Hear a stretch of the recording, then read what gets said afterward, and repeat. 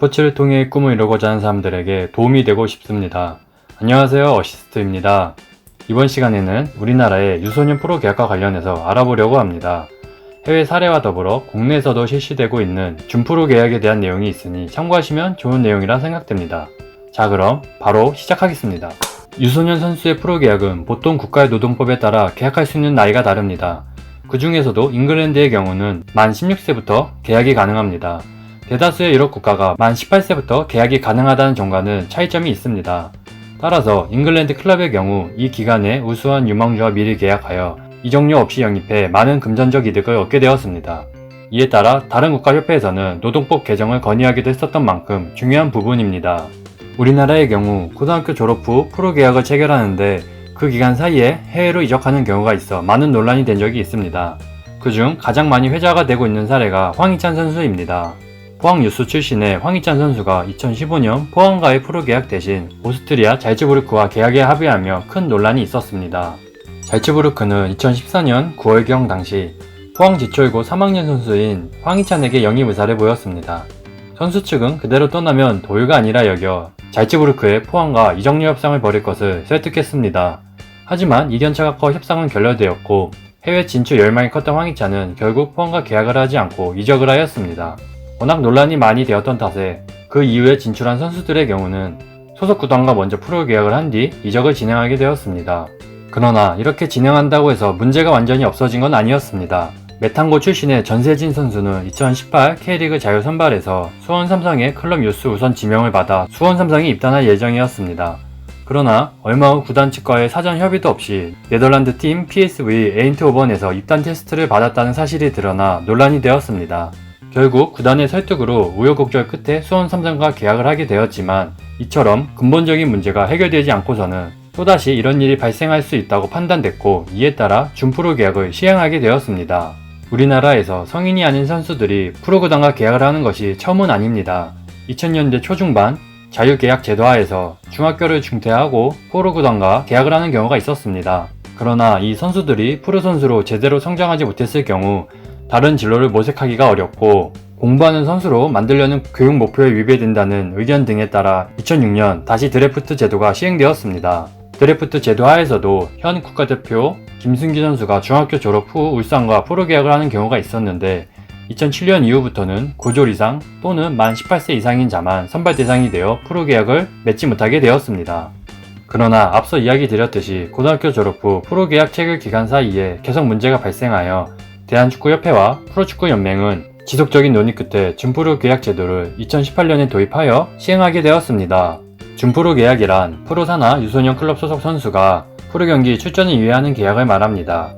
구단이 운영하는 프로 산하 언더 18세 팀 소속 선수 중 당해연도 만 17세 도달한 선수부터 만 18세 이하 선수와 준프로 계약을 체결할 수 있으며 선수에게 소정의 기본금 연액을 지불해야 합니다.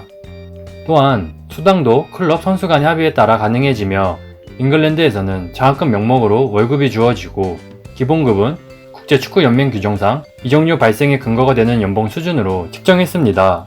준 프로 계약을 한 선수의 경우 FA컵에는 출전이 가능하지만 아시아 챔피언스 리그에는 출전이 불가합니다. 또한 협회 및 연맹이 주관하는 성인 대회를 1회 이상 출전했을 경우에는 프로 산하팀을 제외한 다른 고등학교 등급과의 팀과는 경기를 할 수 없습니다. 그리고 각 팀당 3명 이상의 준프로 계약은 할 수 없는데 이것은 준프로 계약을 미끼로 유망주를 싹쓸이하는 것을 막기 위함입니다. 준프로 계약 선수의 임대나 이적의 경우는 불가능하게 제한했고 만약 타 프로 산하팀에 있던 선수가 전학 후 그 팀에서 준프로 계약을 맺을 경우 전 소속팀의 동의가 필요하도록 했습니다. 이 역시 지나친 유망주 쏠림 현상을 막기 위한 방지책입니다. 이러한 제도에 대해 프로축구연맹 관계자는 궁극적으로는 나이에 제한을 두지 않는 것은 물론 클럽당 3명의 제한도 없어져야 되지 않나 싶다. 또한 지금은 유스 제도가 시행된 지 얼마 되지 않았기에 K리그 1 상위 클럽만 이 제도를 활용하지만 조금 더 시스템이 자리 잡혀 각 구단이 활발하게 준프로 계약 제도를 활용한다면 더 어린 선수들이 실력만 되면 프로에서 뛰는 것이 전혀 신기하지 않는 K리그를 만들고 싶다는 포부를 밝히기도 했습니다. 현재 프로 구단들은 재정이 열악해지면서 예전에 비해 유소년 선수 투자 비용을 많이 줄였는데 계획한 대로 잘 정착이 된다면 유소년 선수에게 다시 투자를 많이 하게 될 것입니다.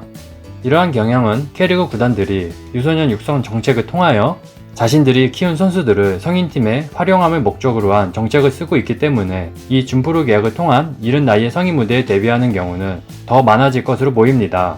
반면 학원 축구팀들의 경우는 이러한 기회를 가지지 못해 좋은 선수를 영입하는데 어려움이 있고 이러한 제도가 특혜처럼 좋지 않게 보일 수 있습니다.